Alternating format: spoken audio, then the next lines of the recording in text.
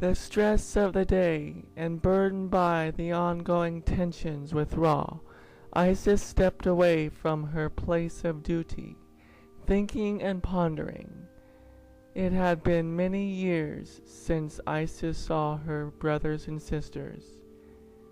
In the velvet starry night, sitting out on the deck of her palace, emotionally sad, she thought of her home, Atlantis, and her mother, Purity, wishing she could be whole again. Isis, thinking, you can have the whole world in your hands, but it cannot fill the void in your heart like the spirit of family and home can. For what the world gives is not eternal.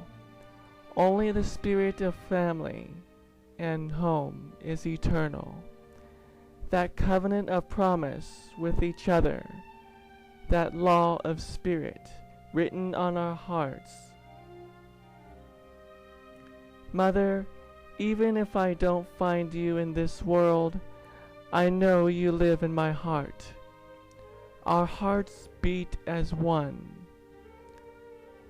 I will always remember your ways and the law you gave.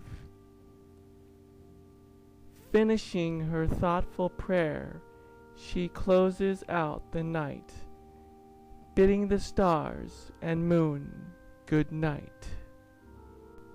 Morning broke, and with it came a shout from outside the palace. Isis, startled, ran to her deck, and there before her were what appeared to be fiery chariots standing stationary in mid-air. Two of her guards came to warn her of the possible danger. The bold spirit in Isis spoke up and commanded, "Prepare the men, let us go down and see who flies these fiery chariots." "Perhaps the gods?" asked the guards. "Perhaps," said Isis. And so they went. "The flaming chariots of the gods!" shouted the people of Isis.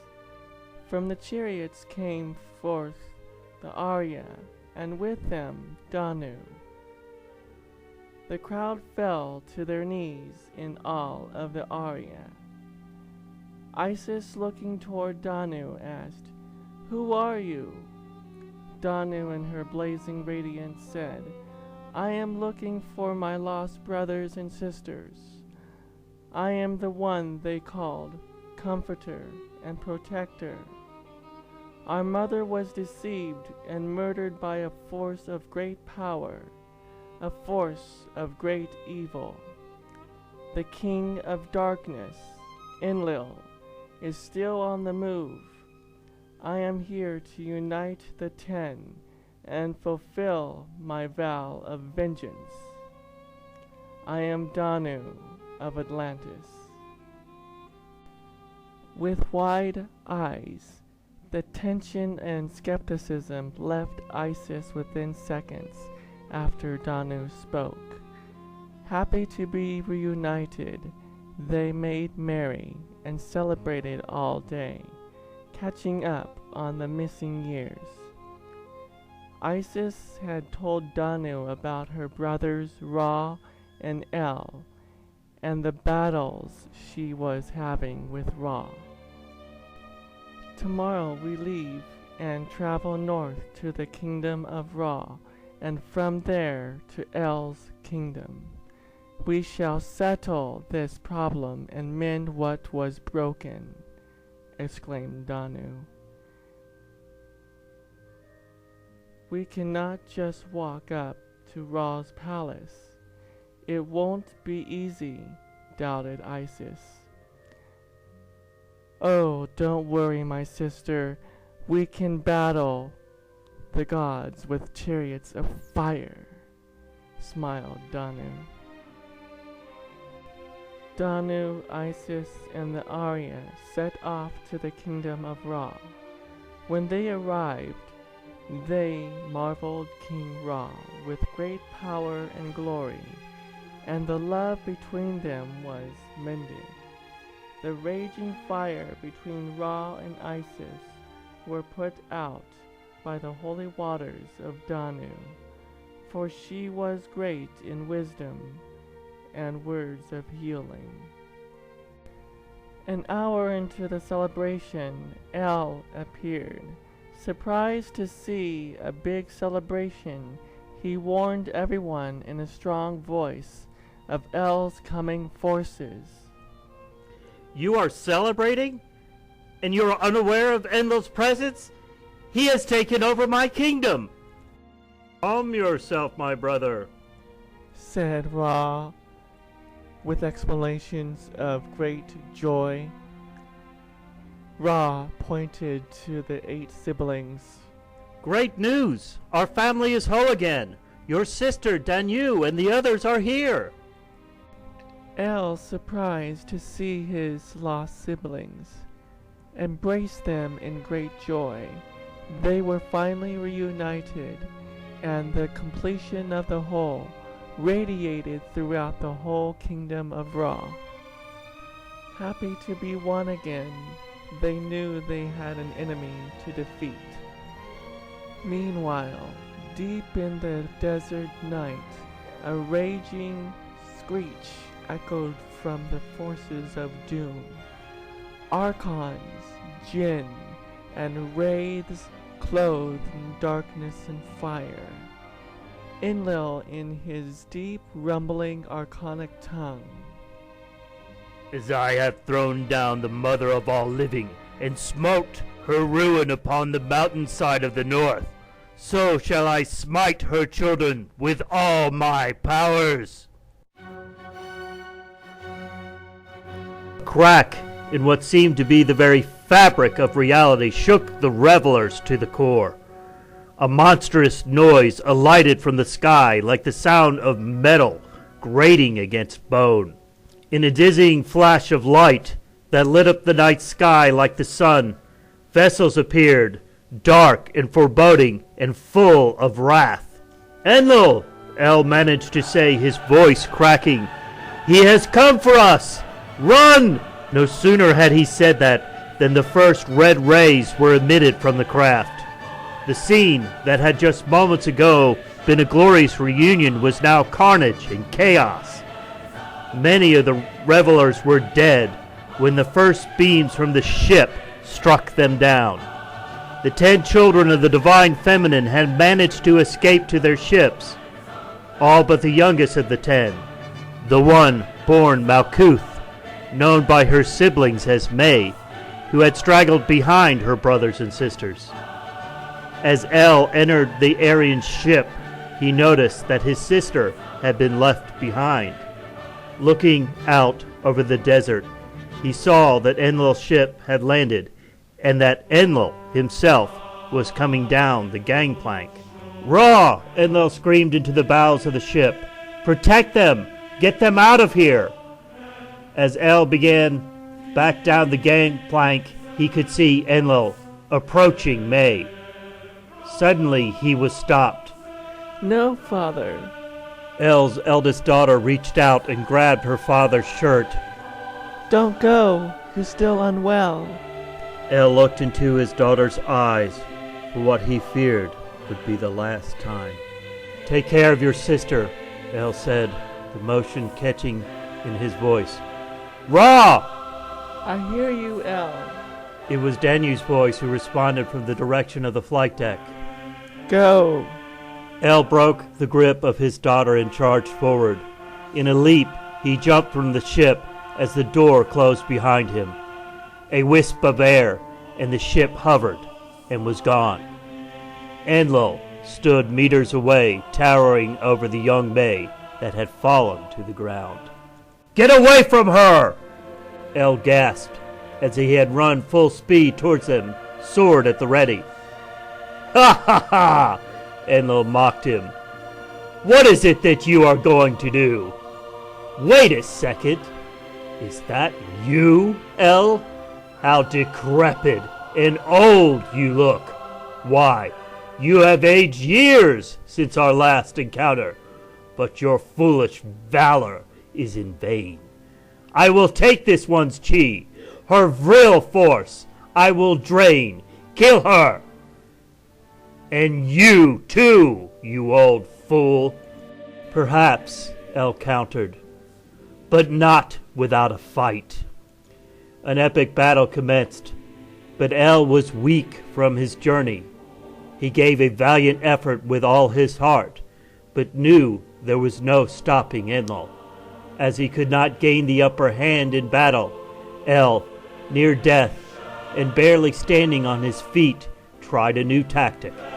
He would speak to the god that once lived in harmony with his family. I remember, Enlil, what you once were. El spoke laboriously, trying to reach a heart that he feared had become entirely black with power.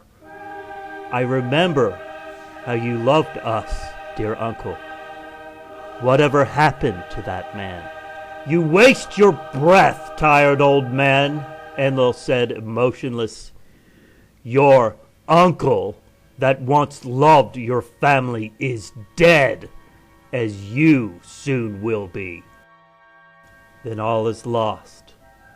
El threw down his sword, and looking at his sister who cringed behind him, El, the only thing separating her and certain death. Soon, dear sister, El looked into May's desperate young face. We will be united again with our mother. Enlil's blow was swift, that took the life of El. Now, child, Enlil turned on May as she lay in his feet in terror. Your vril is mine. Enlil struck his hand out in the ancient technique to draw May's raw, untapped power from her. A painful process. May began to shriek in agony. Occupied by his victim, Enlil did not hear the army that arrived in colossal steel chariots built from the remains of the city of Atlantis. The army of the 10 children of the divine purity, she who was once called Sophia. A shot cracked the fabric of the night desert. It ripped into Enlil's chest. The shot came from the war machine that was piloted by the one who had sworn vengeance against the evil one all those years ago. I got you, Enlil. Danu speaking out loud, although no one but she could hear it. Now my vengeance will be sated. The war machines came to a stop as Enlil knocked back away from May with a piercing projectile to the chest, had his spell broken by the deathly delivered blow from Danu's war machine. Danu, seeing Enlil knocked back, came to a grinding halt and sprung from the machine, sword in hand. I will kill you, Enlil, and your name shall be spoken no more. Danu screamed, sprinting towards Enlil. No! Ra, who had stopped his war machine next to his sister, called out to stop her. May! Think of May! He is still capable of harming her!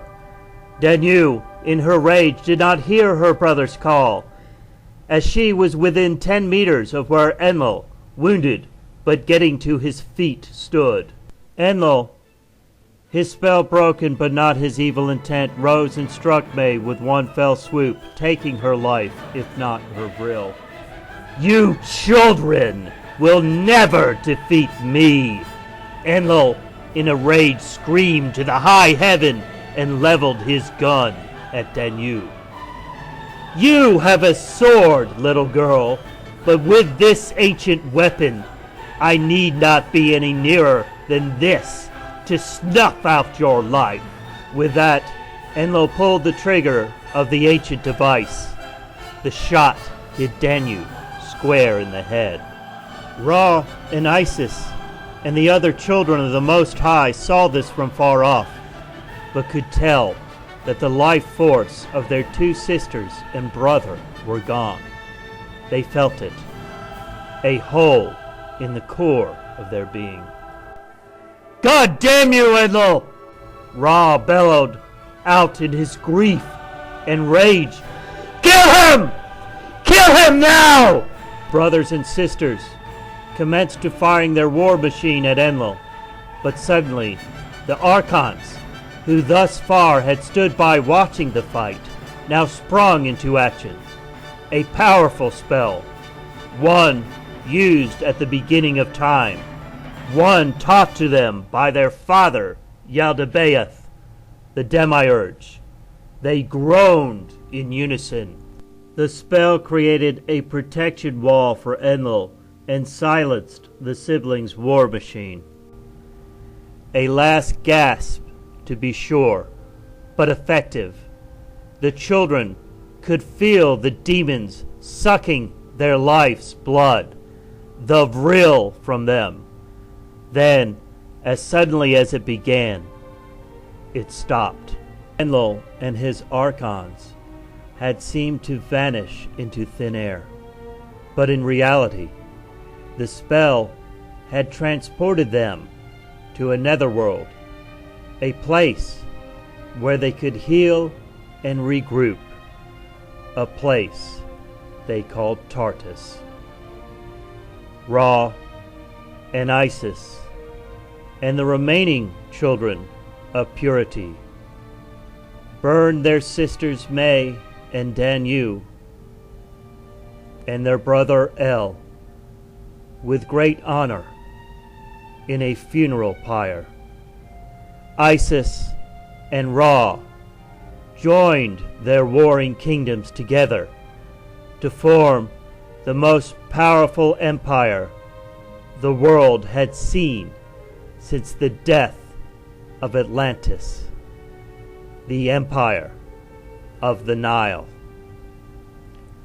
Although much of the vril had escaped with Enlil and his minions, they still had enough to stand as powerful gods. Gods that would one day die, but not until their great empire flourished and prospered. In darkness, Danu awoke. How long had she been dreaming? Where was she? All about her was dark. She remembered suddenly what she had done. She had let her anger and revenge take her and her sister from the world. She began to weep bitter tears. "Do not weep, my daughter." A voice from the darkness consoled her. She opened her eyes to a new light, first blinding, then an outline of a face. Her mother stood before her. "We will all be gods again, my dearest, but now we must work for it."